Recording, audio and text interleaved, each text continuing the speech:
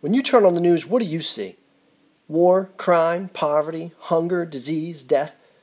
We have this nagging inkling that this world is messed up, but how do we know that?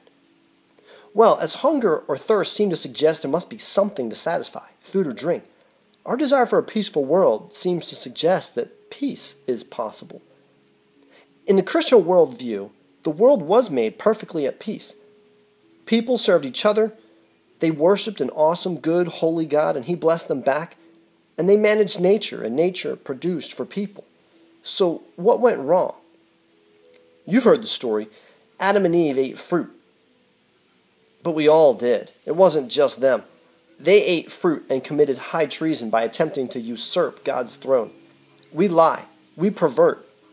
See, God had made everything perfectly, and we responded in violence. We murdered ourselves when we chose to glorify ourselves, becoming zombies of a sort. So here we are, dragging our carcasses across the surface of this globe, seeking our own comfort and happiness, chasing money, world peace, self-actualization, education, pleasures, procreating, and starting the whole process over again. On and on, like zombies, we drag along to feed on creation in a twisted, destructive manner in order to derive our own ungodly, momentary pleasure. See, our focus is all wrong. This sent the world into the downward spiral we see today.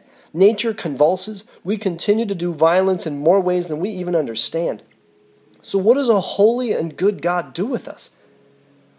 Well, if we were to go anywhere near the center of His presence, there would be unfathomable pain and destruction to us. Perpetual annihilation. A holy God cannot tolerate destructive, wicked, twisted things. So is there any hope? Christians believe that Jesus offers that hope. When He had the opportunity to act according to His fleshly passions, He refused to resort to His own opinions, feelings, or desires. He stayed true to God and was obedient to the point of death.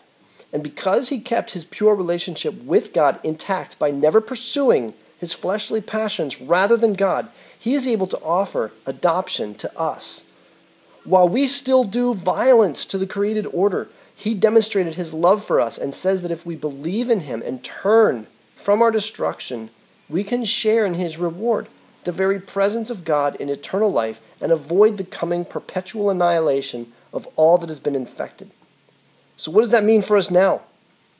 Well, Jesus was with God in the beginning, and Colossians tells us that everything was created through Him, by Him, for Him, and He's continuing in the creative restoration process now, and invites us to join Him on His mission.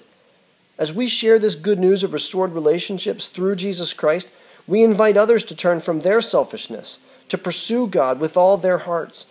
And all of us together form what is known as the church, which is not a building, but a collection of people who have joined God in His mission and His kingdom.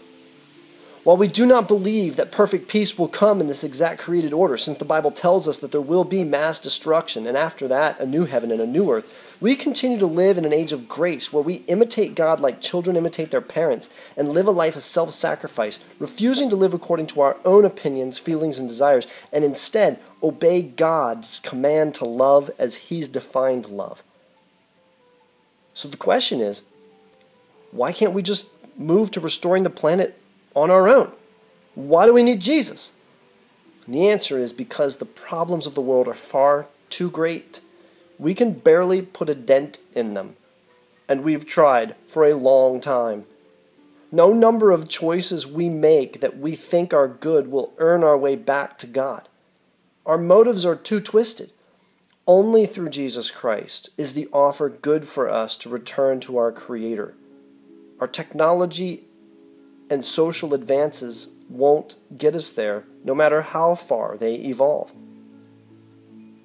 Then, through Jesus Christ, we will have the opportunity to enter into eternal life where we can continue as, who knows, scientists, engineers, creators, but most importantly, worshipers of an awesome, holy, just, and good God.